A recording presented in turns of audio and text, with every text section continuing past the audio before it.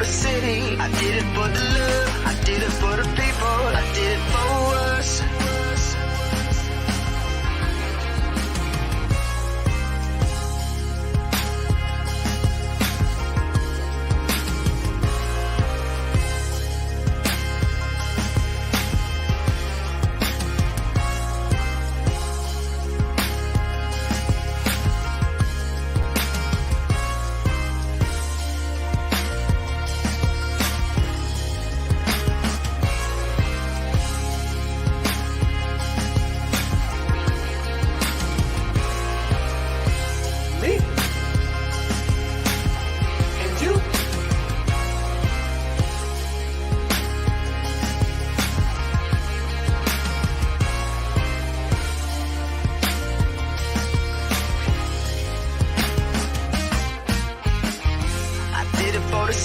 I did it for the love, I did it for the people, I did it for us.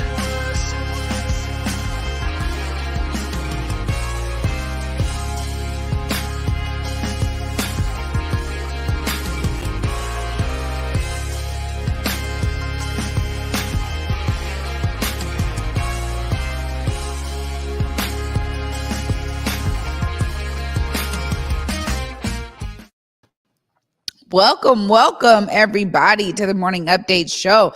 I'm your co-host Trey Holiday, and we want to welcome you to an amazing Monday here. I know you guys out there, you're feeling the sun vibes. I know I am. I got to check in with my co-host with the most, Big O, see if he's feeling these sun vibes. What's up, Big O? Trey Holiday, happy Monday to you. Happy Monday, my friend. How are you today? You're always the sunshine.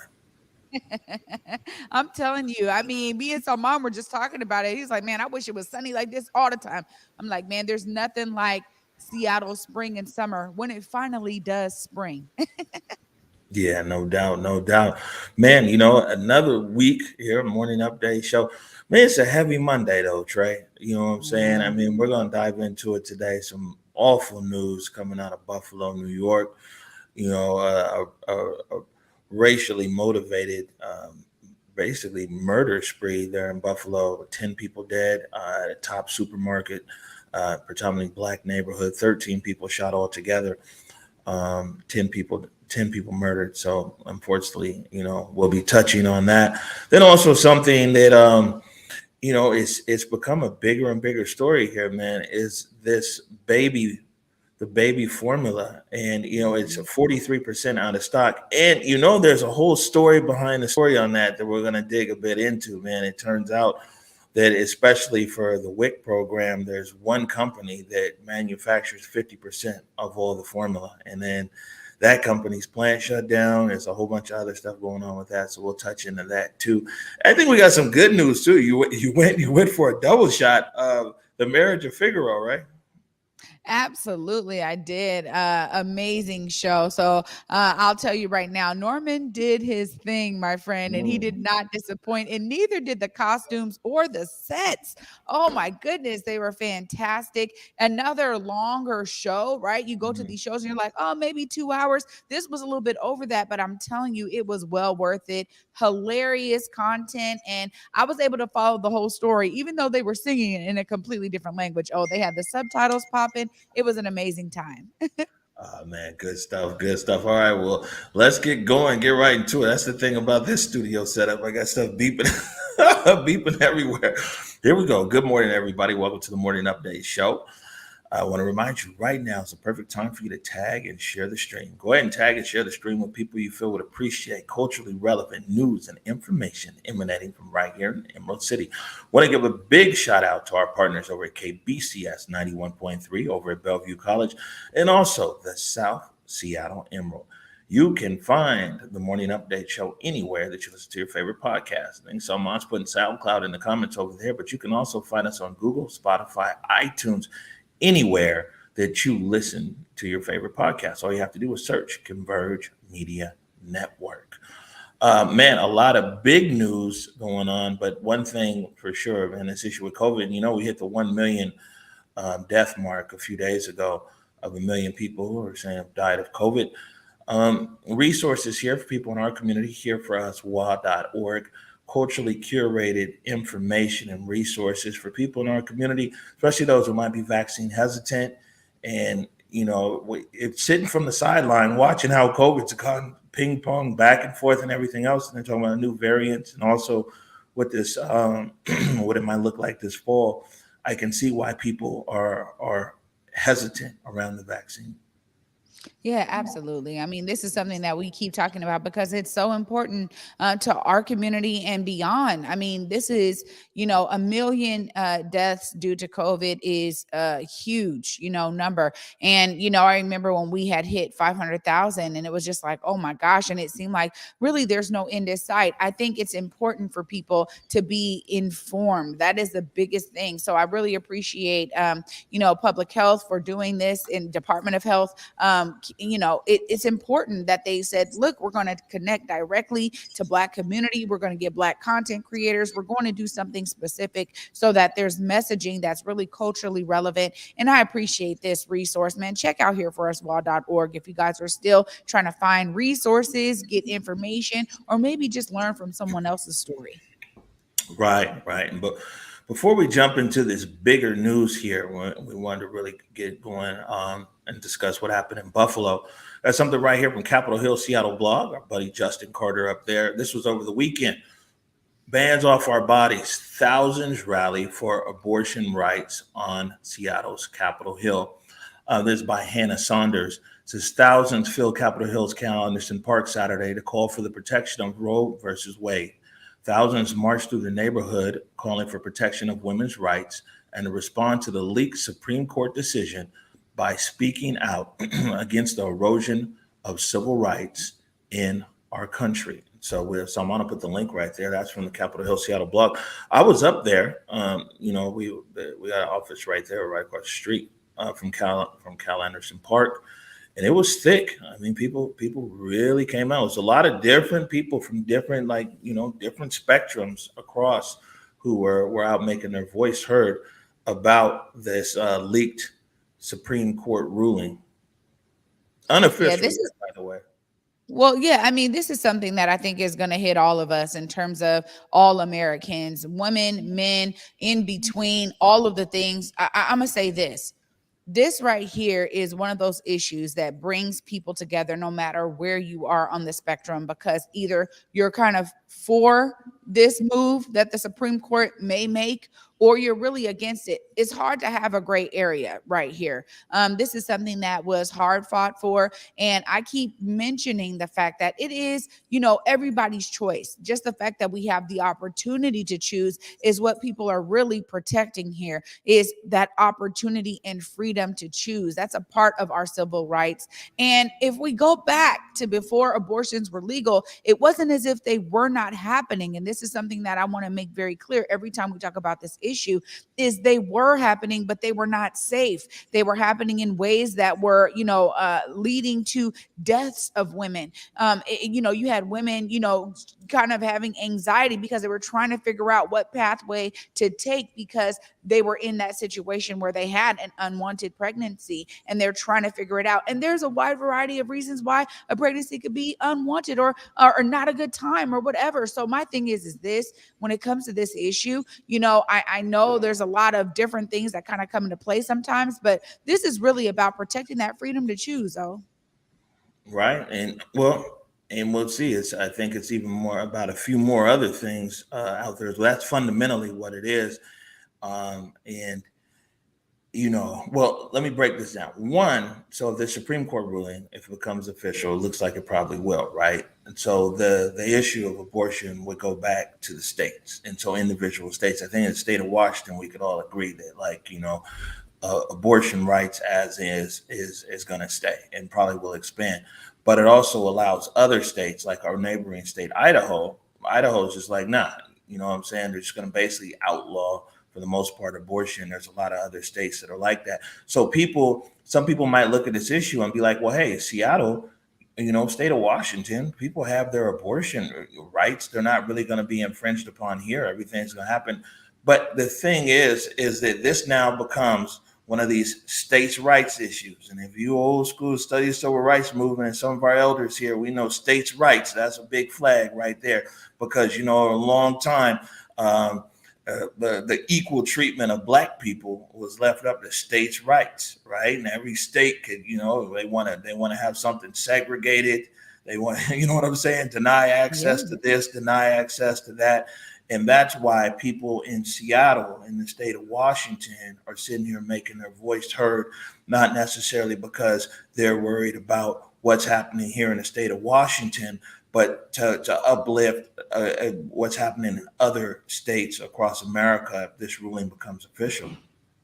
Absolutely. And this is exactly why. I mean, we see it right now. We saw it with COVID. COVID was one of those things where it was like there wasn't a whole bunch of federal mandates. This was state by state. Eventually we start to see some things come in. But I think COVID is a great example here where you had some states that were like, man, we're not going to do that. We're not going to be wearing no masks. We're not going to be doing this and that. We're not shutting down this. We're not doing that.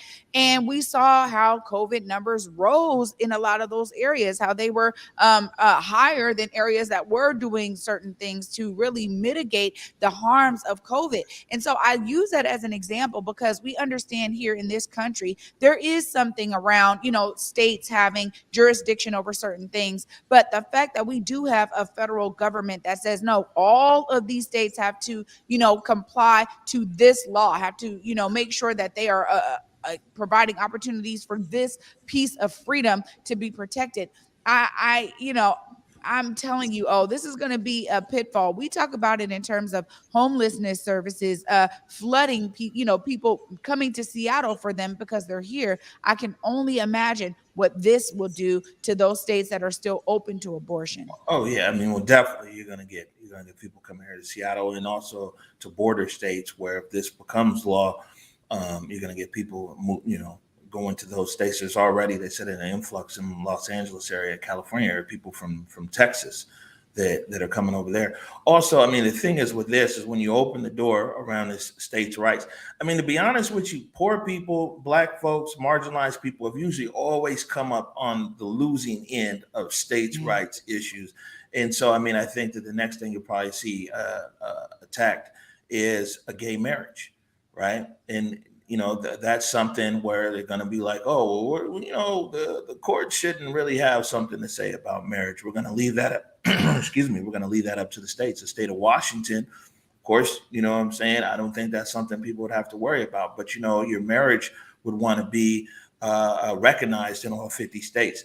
So, I think then this is what I said, that there's a spectrum of people who are out there. There's some people who are strictly this abortion issue of a right to choose. And there's other people who are like, well, what they're seeing is this door opening to Yeah. the erosion of other rights, right? Erosion of other rights that are out there. And so that's why we want to be able to really look. And that's why one of the reasons why people are really in the streets, because they see this as a door opening to larger issues and erosion of rights that people have considered, part and parcel of their citizenship.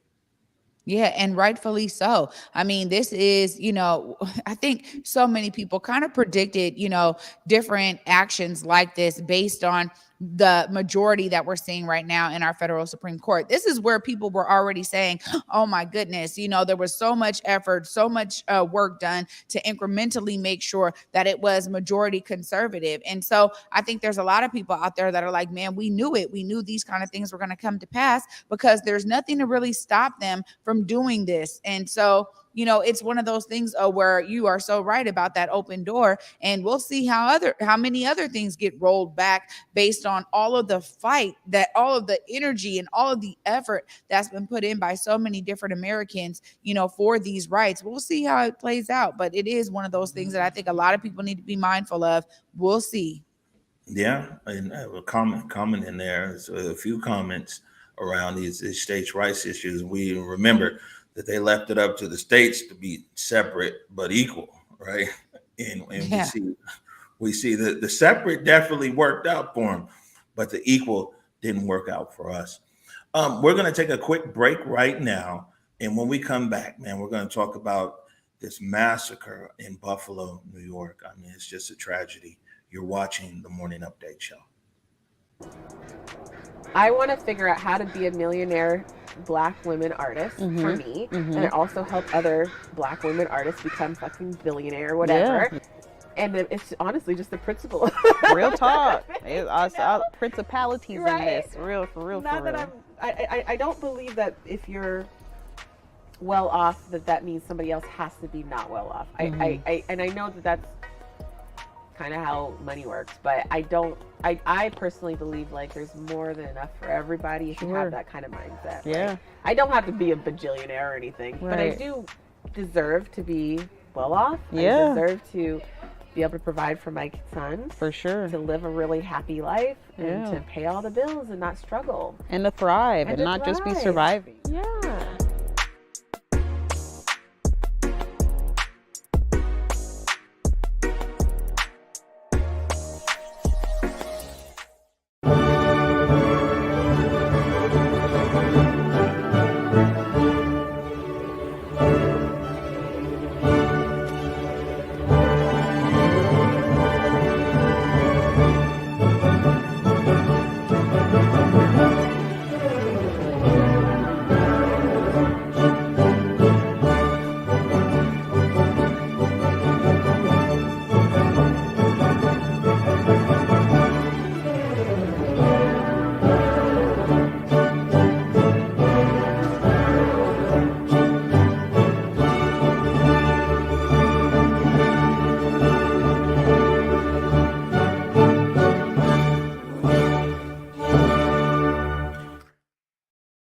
Hey guys, Besa Gordon here, and before heading to Belize, Trey Holiday and I had to make sure we linked up with our good friends over at Market Street Shoes to, of course, grab a few things for the trip. From bags to socks, shoes, sunglasses, earrings, and more. Before going on any trip, make sure you stop at Market Street Shoes. Trust me, you'll find just what you need to make your trip not only enjoyable, but fashionable.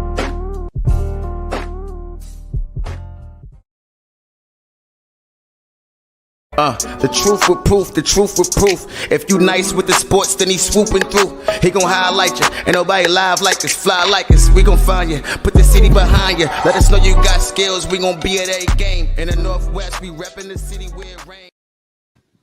No. The truth with proof. You know what I'm saying? That's tomorrow night at 8:30, and then tonight at 6:00 you saw there Art of the Matter, Kamisha Turner, and T-Dub. Yeah. T-Dub was talking a bit about this on Feel Good Friday and how she's so excited, to be able to sit down with Kamisha. And it's a great thing too, because she's like, there's not a lot of opportunity to talk to, Black women who are older than her doing this work. And so I'm really looking forward to that episode dropping tonight. Yeah, no, and happy birthday, T-Dub, by the way. Yeah, happy belated birthday, T-Dub. I know they kicked it yesterday. I was, at the opera. Then I had a thing in Tacoma. I missed it all. We love you, T-Dub. Happy belated birthday.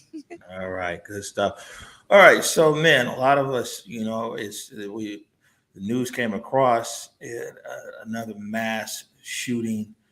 This is the largest this year in America thus far. Buffalo, New York, 10 people dead. Man, I mean, this has just a racist hate crime written all over it. We'll pop this off right here with a short clip from CBS Mornings, and then we'll discuss. The Justice Department is investigating the shooting as a hate crime and a racially motivated event, violent extremism being the cause. We're also learning more about the suspect, Peyton Gendron. Authorities say he threatened a shooting at his high school outside Binghamton, New York, nearly a year ago. Jeff Begays has more now on the ongoing investigation and prosecution. There should be a copy of the charge in front of you. You understand that, sir? Yes, sir. Wearing a paper gown and mask, 18-year-old Peyton Gendron was arraigned over the weekend for the shooting deaths of at least 10 people at a top supermarket in a predominantly Black community. We continue to investigate this case as a hate crime, a federal hate crime, and as a crime perpetrated by a racially motivated violent extremist. Gendron has been charged with first-degree murder and is likely to face federal hate crime and domestic terror charges. Investigators say he plotted the attack over several months, allegedly posting a 180-page manifesto online. He described himself as a white supremacist and anti-Semite and referred to the racist idea known as replacement theory, the notion that white Americans are at risk of being replaced by people of color. This is a very urgent threat. In fact, we're seeing the FBI and law enforcement move resources away from, say, ISIS and al-Qaeda cases onto white supremacy cases. Extremist experts say that he is part of an alarming spike in white supremacist and domestic terrorist activities online. There's a sense of community online that eggs them on, that encourages them to do this. And they use what they learn online to go onto the physical world and kill people. New York State officials say that Gendron had threatened a shooting at his high school last year. The individual was brought in for a mental health evaluation. He was evaluated and then he was released. The suspect was never flagged as an extreme risk under the state's red flag law that could have prevented him from purchasing a gun. Under the state's red flag law, certain individuals, whether it be family members or law enforcement, if they believe that someone is a threat to the community, can go to a judge, petition that judge to issue what's called an extreme risk protection order. According to our sources, in this case, that didn't happen. The suspect is being held here. He's on suicide watch. He's being held without bail. His next court appearance is scheduled for Thursday. Tony. Jeff Begay's for us. Jeff, thank you very much. Trey Holiday. Yeah, this is one of those things. Of course, it came across my phone, people, talking about this. This is a tough one. I mean, you're talking about somebody who was so intentional to target Black community and Black Americans that you have no measures of stopping him that really took shape. It's just one of those things for me where I realized that, no matter what people may say about progress in this country, we still have so much hate. And we talk about this all the time, anti-Blackness and in general, racial hate is showing up in these ways that are so intentional and methodical and planned out. That it really makes me wonder, what can be done to really mitigate all of this? And how do we really stop allowing people like him to fall through the cracks? I mean, if you threaten to shoot up your school, you definitely should not be able to buy a firearm. The fact that, he was evaluated and released at that time, that it makes me really wonder about these systems that we have in place. There's too many opportunities for these systems to not work. Now, we can say that they're working the way that they're supposed to, but in this case, it really seems like that was a real slip up there to not be able to at least ensure that he's not buying a firearm legally. Doesn't mean he couldn't have obtained one illegally out there on the streets. Who knows? Right? As they were just describing here, you got a lot of people online that are never going to get out there and actually do something, right? They're the people that are in traffic using the N-word, you know what I'm saying, underneath their breath when somebody cuts them off in traffic or when they don't want to let somebody in. This is the kind of hate that really is brewing here in this country, and it boils up and shows up like this. Yeah. So a few things here. This guy drove 3 hours from his home, and you're right. He threatened to shoot up the school. The state police came. He got a mental evaluation. He was released. And that's what the ERPA law is for. We have that here in King County, the extreme risk protection order. We talked to the prosecutor about that, as well as domestic violence advocates, where you're supposed to be like, yeah, something is wrong here. Let's put them on this list. But the bigger issue is that, man, this continuously, people don't understand, right? That this hate ain't never gone nowhere. It ain't gone nowhere in 400 years. It hasn't gone anywhere. And we always want to sweep things under the rug and say it's this and that. And yeah, we had this Black president, which really triggered, to be honest with you, which really triggered all these people who've been camped out in their racist views, and it's become more covert here and everything else, and being pushed by this theory, this white replacement theory, makes you wonder what the natives was thinking hundreds of years ago, like they was being replaced. But these theories that are out there, and all it's doing is it's fueling something that's already there. And of course, you know what I'm saying? Well, the first thing that people really talk about, and it's been a few things. Most people are just disgusted, though. Let me start there. White, black, whatever. Most people in America are just disgusted by this. There is an element that's out there, though, that it's like, oh, well, it's mental health. And it's like, man, clearly this wasn't somebody who just snapped. You know what I'm saying? He'd been out there casing this place. He was actually there the day before.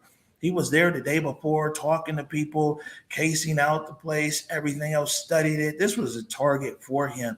But, there's a certain element that, especially when it's white people who commit these crimes, where the excuses start coming out. You know what I'm saying? It's the excuses. Well, what was the mental health? What was it? This, man, hate is hate. Hate is hate. And when we get to the actual root of these issues, then you can expose that. But the fact that there are this is a mainstream narrative, by the way. This isn't a closet narrative, this white replacement theory. This is a mainstream narrative that you'll find across lots of news platforms from right here in the U.S. This is what they espouse. And, it's emboldened more and more people to basically just go out and kill black people. I mean, what's the difference? This and Dylan Roof down there in South Carolina, who walked into the church and they welcomed him because they were having a prayer session. They welcomed him. Hey, come on in. And he murdered 9 people.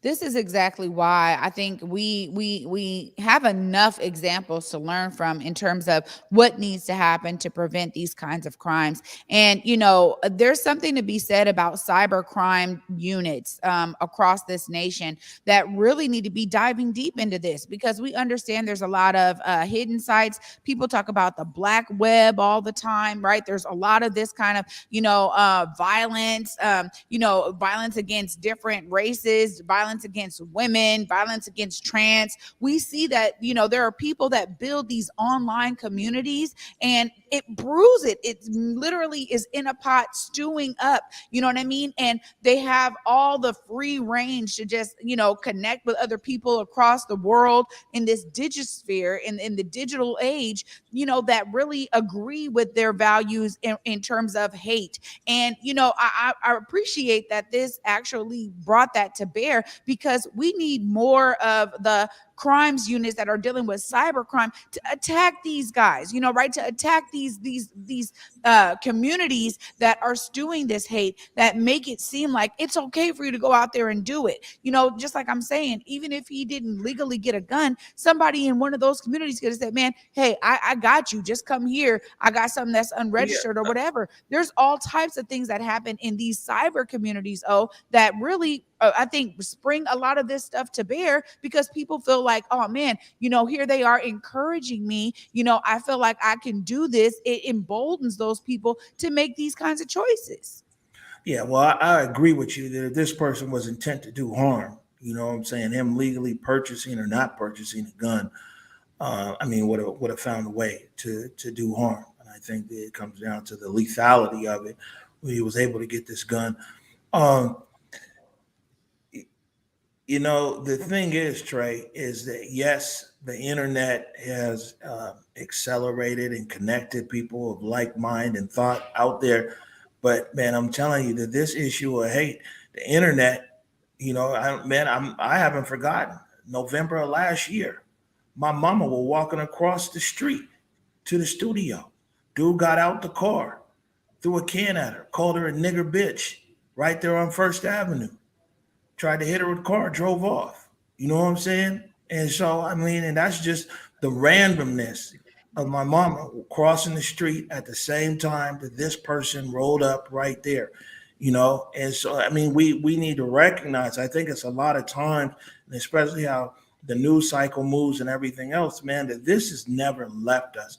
Director Ray, the FBI, remember we played this FBI thing, it was like testified like 4 years ago. It was like, man, the biggest domestic threat in America is this domestic terrorist around white supremacist groups. That was the director of the FBI who said that years ago. You Yeah. know, and you've got this community here, man. These are people who are just going to get their groceries, fam. That's it. People who were working in the store. The youngest 20 years old, the oldest 82 years old is out there, you know? I mean, and when we think about this right here and think about our overall safety, that it's okay, like people thinking it's okay to go and hunt these people, you know? I mean, in his manifesto, here's the thing: is there's nothing even there to like whatever he said. I'm a white supremacist, I'm anti-Semite, wrote nigger on the gun. You know what I'm saying? I mean, it was very clear what his intentions were. Yeah, this is exactly why, when we talk about bringing in things like mental health, I think that there's something to be said about the way that this hate is fueled.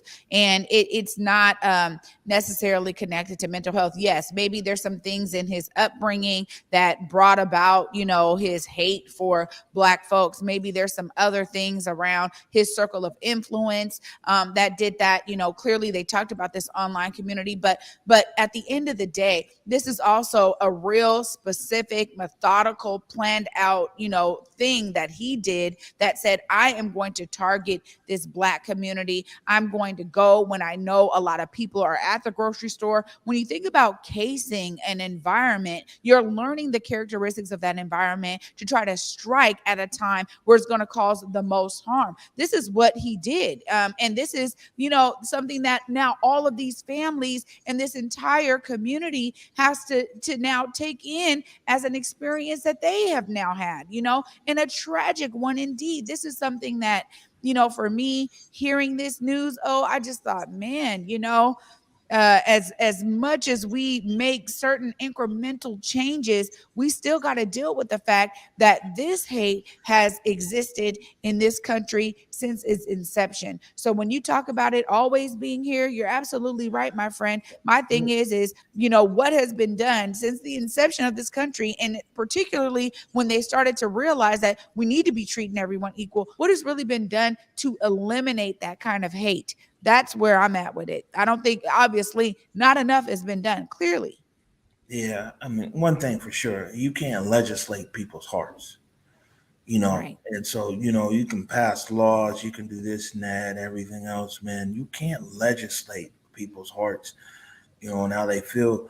And there is, and I'm telling you that it's like, it's a very overt. This isn't like covert. This the whole theory of the white replacement theory. We'll touch a bit on that. Is that in a few decades here, people of color, all different colors, will then outnumber white people, and so white people are like, yo, like, hey, we're being replaced. They're part of that theory is that the Democrats want to let people through on the southern border to be able to accelerate that process. That's one of the things that goes into that theory, that it's like, and this is where we talk about on immigration and everything else. Some elements around the issue of abortion plays into the replacement theory, that there needs to be more white babies being born in the country. And so there's some element that's in there as well. This is a very mainstream theory that's out there, and it's being pushed, and it has its code words, right? A lot of people, they get on, they're not going to say white replacement theory. They're going to say things like, is diversity really good for our country? Tell me Yeah. where you see what I'm saying? Like, all the code words and the buzzwords is really out there, but it's all around us. I'm telling you, if you look and see, you'll see in a lot of actions that are happening, and a lot of these people are people with different ideology to the far right. You'll see that, like, man, one thing is they've been methodical in a lot of their actions, right? And taking hold of legislative bodies, from municipalities, counties to state houses. You see what's coming out of the Supreme Court right now. I'm not saying all these things are intertwined together, but man, this is a very mainstream view. Yeah, I really appreciate that you really are harping in on this point. Let's just take it back some. Over a decade ago, I was studying in Europe, studying European culture and identity. One of the things that came out of this entire course was the fact that it was already known in terms of statistics and demographics that European and Eurocentric families globally was on a decline because they weren't having as many children as other ethnic families, right? This is something that they knew way back then. So the ideas of that, them not having as many children, plus more and more mixed race couples, then equals more and more ethnic cultures that are mixing, that are kind of changing the game and changing the demographics there. You also have the fact that this, if we're being honest here, historically, we have always known that places like Africa was larger in size than Europe, but they don't want you to see that in the maps that we have seen throughout this country and globally. There's been this centralization of the white experience, no matter what country, you know, a white person comes from. There's been this centralized narrative of their being, their presence, their in essence, some would say supremacy. I don't agree to supremacy because nobody is going to be supreme over me unless you're God. But I will say this, that when we talk about this theory here, right? There's so many different perspectives and so many different data sets that really are fueling it. At the end of the day, there's also some real truth to the fact that in numbers, things are changing. And as you just said it there, in a couple of decades, it is going, if things are progressing and staying the way that they are, the way that we kind of see it when we look at the trajectory, that's a part of it. So, you know, trying to go out and kill people, trying to, you know, stop these abortions, trying to make it so that you could literally, charge people with death penalty sentencing because they utilize emergency contraception, like Plan B, which I'm hearing also happening with regard to this abortion laws. This is something to me that is like, man, this is real. We've known this, but also there has to be a realization that, you know, I say global majority when I'm talking about Black people and when I'm talking about non-white folks, because we are the global majority. So I think that there's something to be said here for the realization of the demographics we live in globally, but also here in this country. It's just one of those things that if we're really going to teach truth, that has to be a part of it. Yeah, I mean, this is, yeah, the numbers don't lie. You know what I'm saying? And the thing is that as far as there being more people of color in this country and in the decades to come than white people, I mean, that's gonna happen, right? That is there. Now, how people deal with that, I mean, we're seeing that. You know, we're seeing this pushback here right now, and it's like it's, man, I just, the fact that like this hate ain't never gone nowhere, and you wish you could say that this was surprising. This is definitely shocking, and it's horrible. It's absolutely horrible. And like I said, I think that most people in this country would agree that it's horrible. But I think people need to also agree that this root of hate has gone nowhere. This has always been here. This is the same hate that bombed and burned down Black Wall Street and Tulsa and so many other instances of everything else. It's just the hate of Black people just for being Black. I mean, we gotta Just think for about being that. Black. Just Yeah, for just being for Black. being Black. That wasn't even in his neighborhood, close to a city, Mhm. close to nothing. 3.5 hour drive over there. And then when I talked about how, when these things happen, there's always something of excuses, right? We want to people come and make excuses. Let me put this up right here. This is from Wendy Rogers. Wendy Rogers is a lawmaker in the state of Arizona. And on her Gab Telegram account, she sent out, Fed Boy Summer has started in Buffalo, right? What she means there is that, well, this shooter, he was really just a Fed. This is the FBI. This is the FBI who did this, right? And this the whole thing. This is an elected official in the state of Arizona. Says Fed Boy Summer started in Buffalo.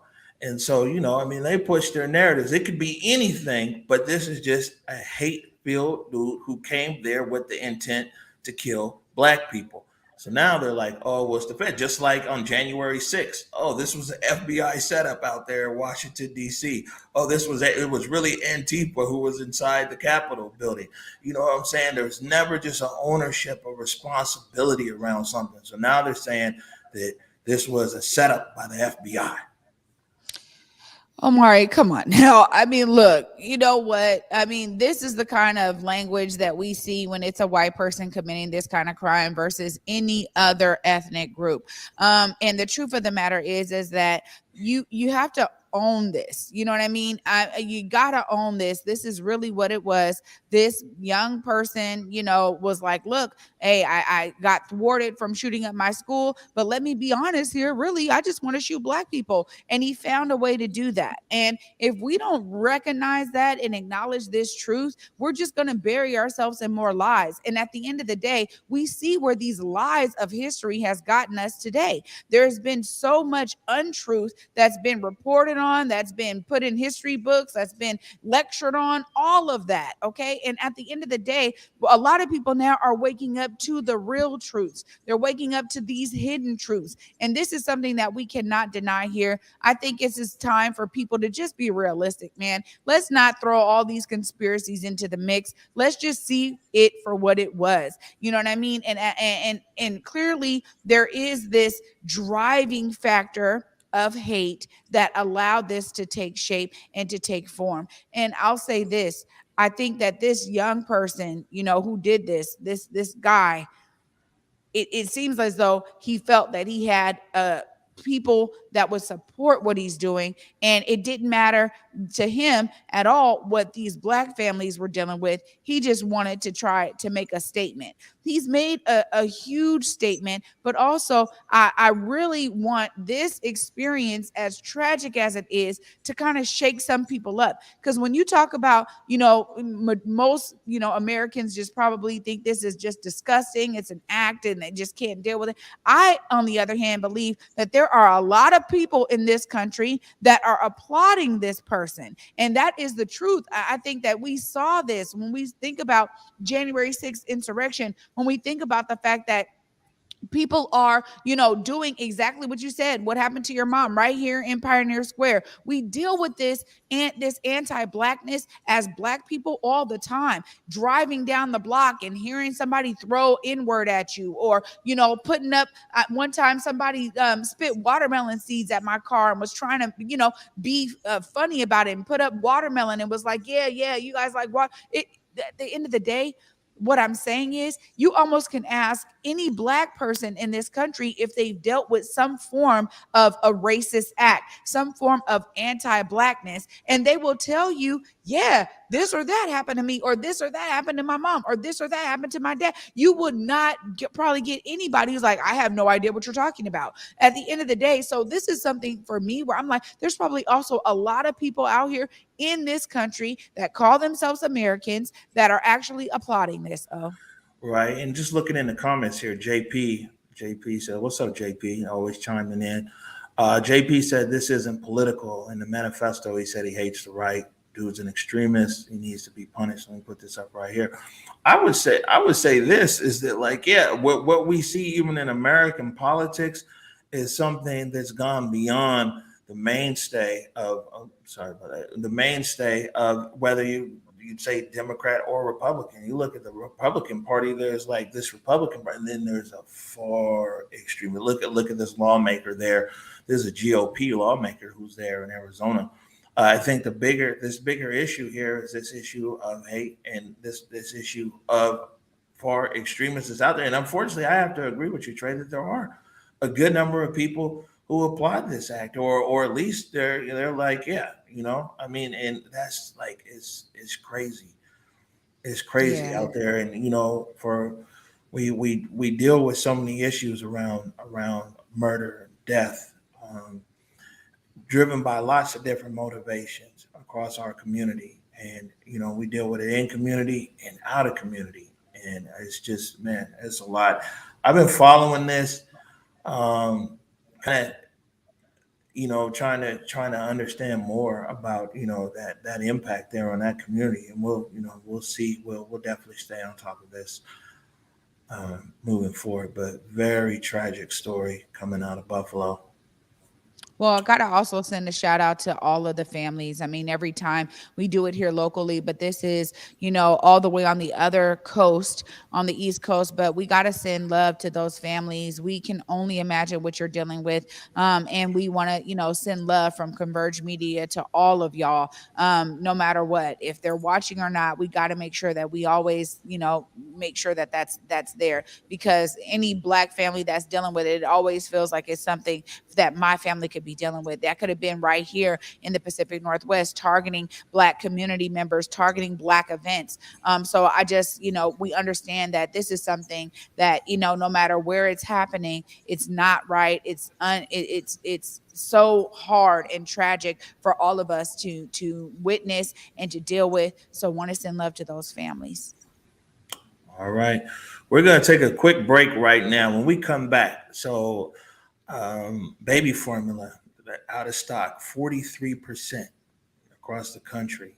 And man, there's a few reasons why, but there's one big reason why. You're watching the Morning Update Show. The breathtaking new musical, Afterwards, is the story of the art we make from the love that shapes us. When three women discover unexpected truths, a dazzling mosaic of intersecting lives reveals itself. Featuring a revelatory and soulful new score. Don't miss the world premiere of this captivating new musical, Afterwards, at the Fifth Avenue Theater, April 29th to May 21st. Tickets at fifthavenue.org. I want to figure out how to be a millionaire Black women artist for me, and also help other Black women artists become fucking billionaire or whatever. Yeah. And it's honestly just the principle. Real talk. It's principalities in this. For real.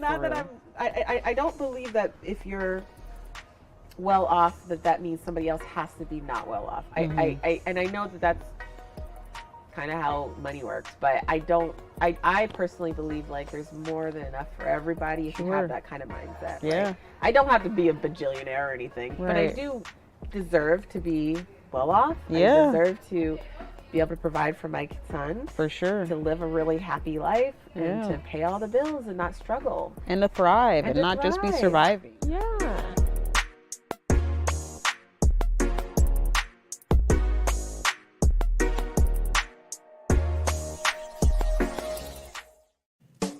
Hey there, it's Trey Holiday. And of course, Besa and I had to take a trip back to Market Street Shoes to grab some items. They always know what to show us. And let me tell you, we both spent quality time to be sure we collected some amazing additions to our wardrobes. They have some of the most unique bags, shoes, and accessories. I mean, the whole shebang. It's always a good time when I get to shop with my girl Besa. Make sure you go check out Market Street Shoes, y'all, and you too can walk out with some dope gear.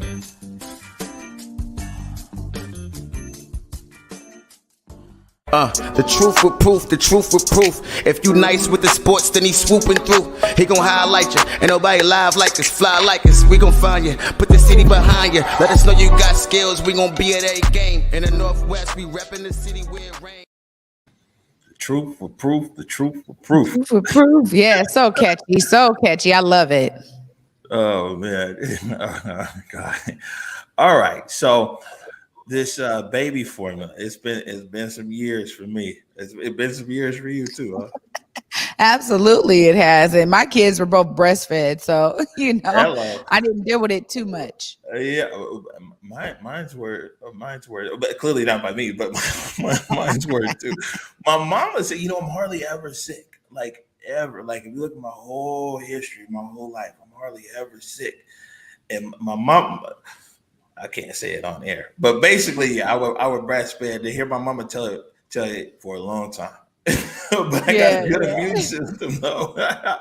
All right. And unfortunately, there's millions of mothers across America who aren't in a position to breastfeed or, need special supplements and breast milk and milk and everything else. And America's facing a shortage right here. I got a short clip that I want to play, and then we're going to discuss this further. You all keep hearing these stories, we all do, about moms and dads finding empty shelves when they go looking for new supplies of formula for their little babies. This is a national shortage, and it, we're sorry to say, is getting worse. Formula is now 43% out of stock nationwide. That's up from 31% last month. New mom Jaylene Orellana is so desperate for baby formula, she's willing to drive 14 hours to pick up formula she had her aunt buy in Mexico. I'd rather be safe, like have cans stocked up, than sorry to my daughter that not knowing when she's going to eat. This week, the 19-year-old from Houston drove 3 hours to get formula from a dad who didn't need it in Austin. They connected on a social media site like this one, where parents post if they need formula or have extra. Are you worried that you're not going to be able to find formula for your baby one of these days? I am. I'm willing to drive whatever I have to drive.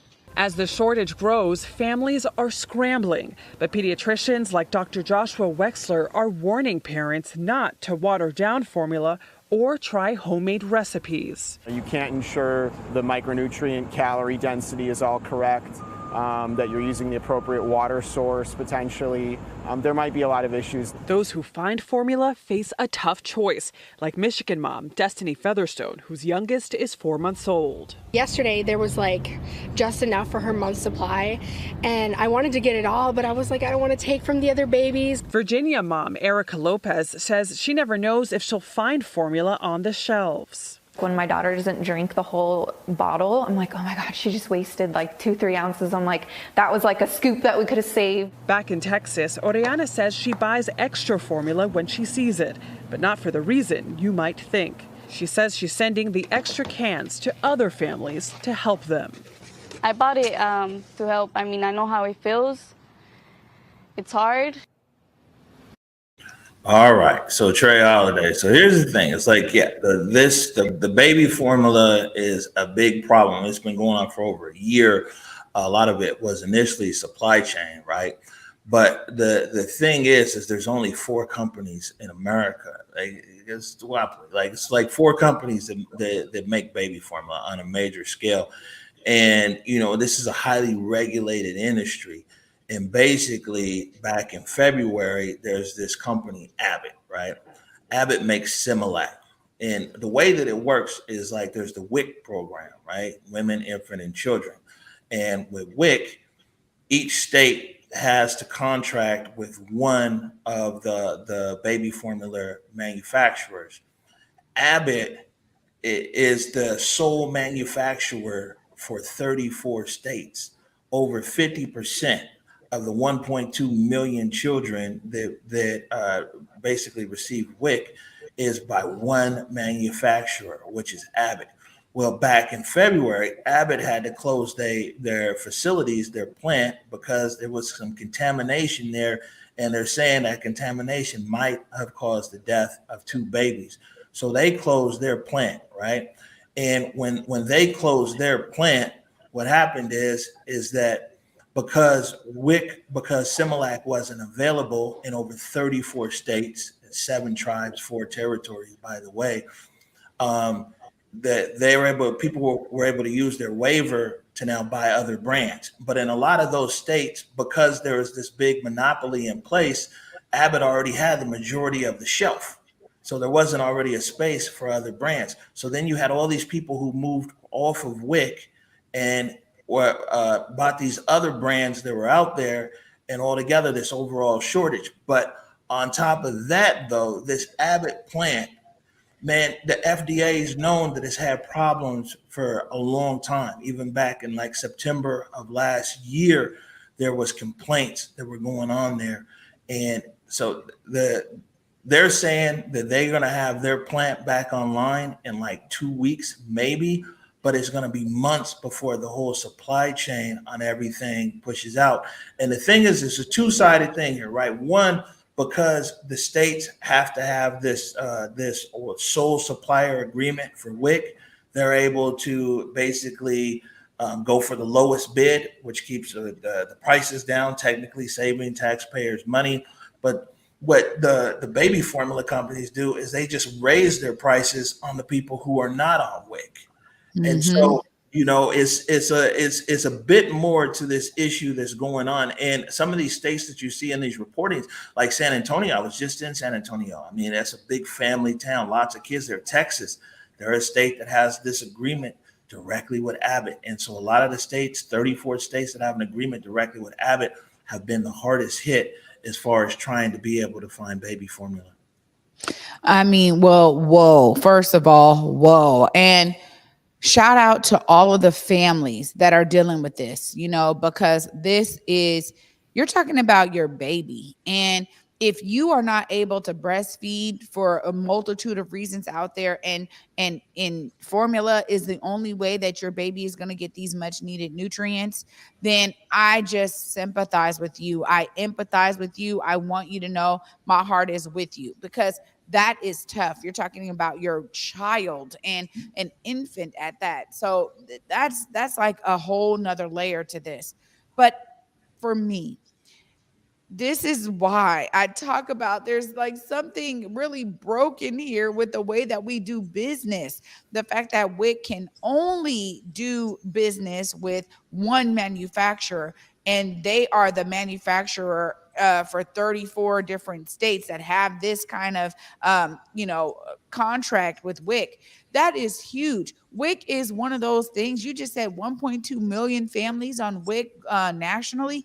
It is something that has been a real resource for people that are having children, young folks. It provides a lot of nutrients and nutritious options for children from infancy all the way up to 5 years old. So you have families who utilize these WIC checks at the grocery store to get, produce, to get baby formula, to get real milk, to get certain things, cereal. There's certain things that they get, but it provides a basis of nutrients to be sure that that child is growing up healthy. So when something was going on with this Abbott plant and it was known back in September of last year, something definitely should have been done to, really remedy this kind of outfall. Oh, Right. And so September is when all these complaints started, coming in.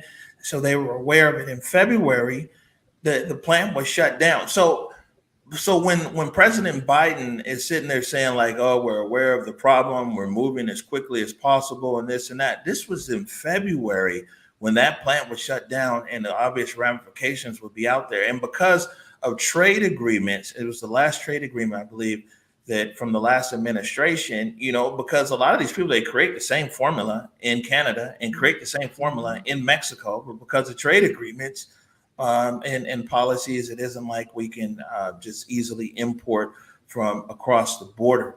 And so it's a lot of people who are in a tough situation. These parents that are out there, and when you saw that clip that we played there, someone driving 14 hours to go and to get baby formula. But also what we've seen in crisis here is it's also brought out the best in people. It's the worst in some, but a lot of people, the best, and especially mothers trying to find ways to share formula with other mothers in need and trying to get things out there.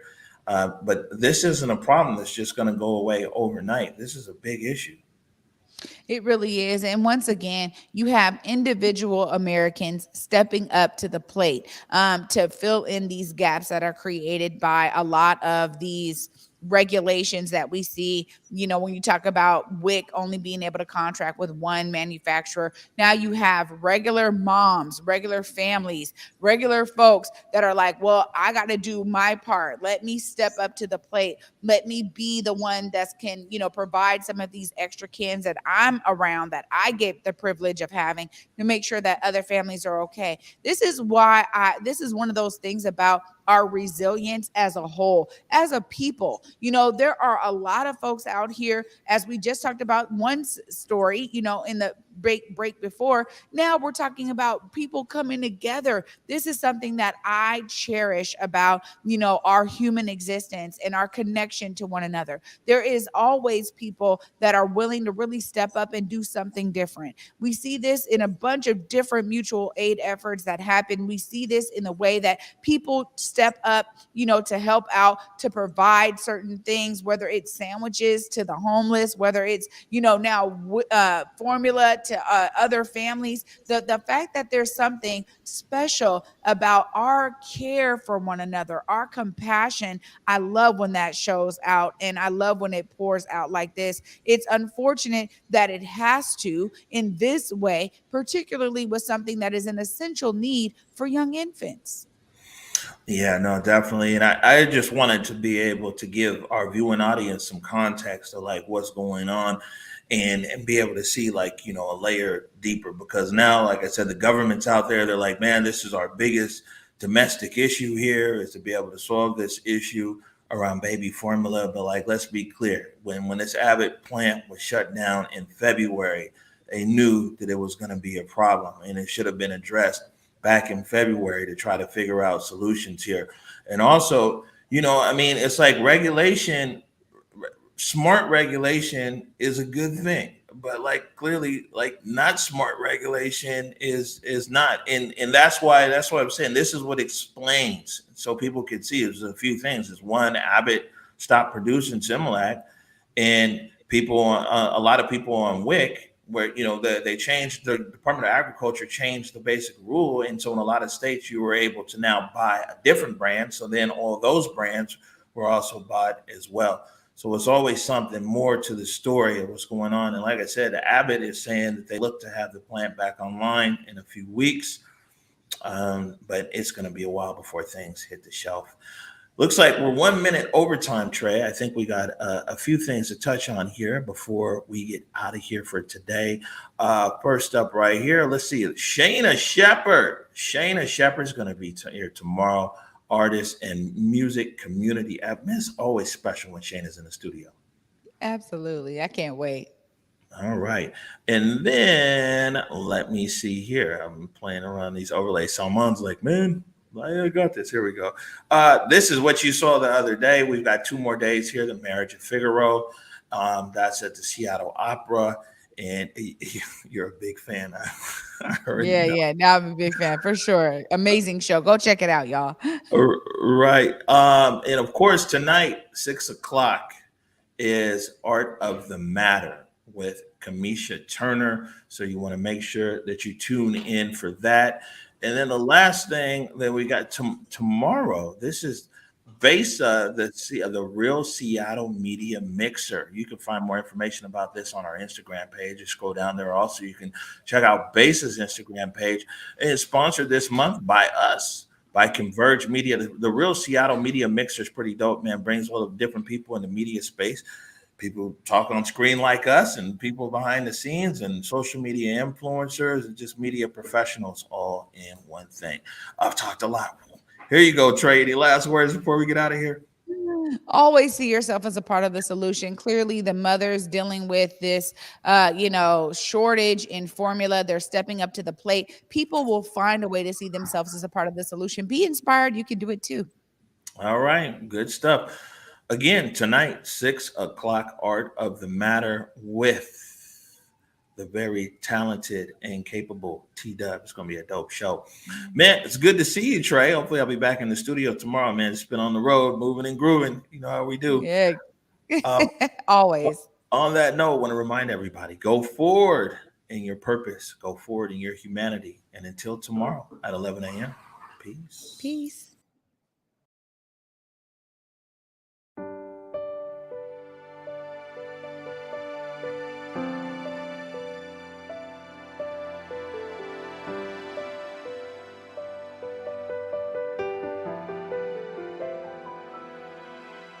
What do I see through a lens of fear? 1,000 little steps to go. What do I fear after all these years? Lord knows I don't even know. I've been running on the edge of a sundial, sleeping in the shadow. been hiding beyond the unreachable.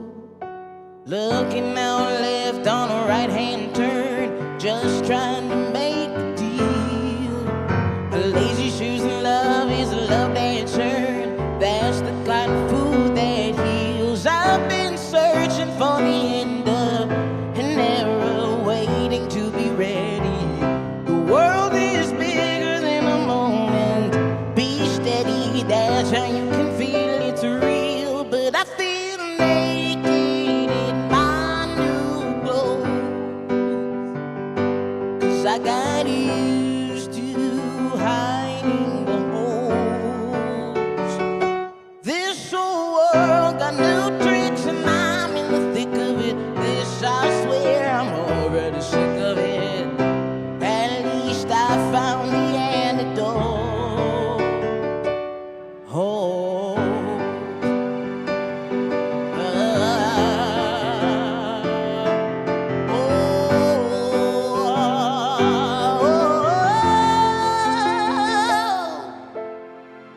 I know no one is a shadow.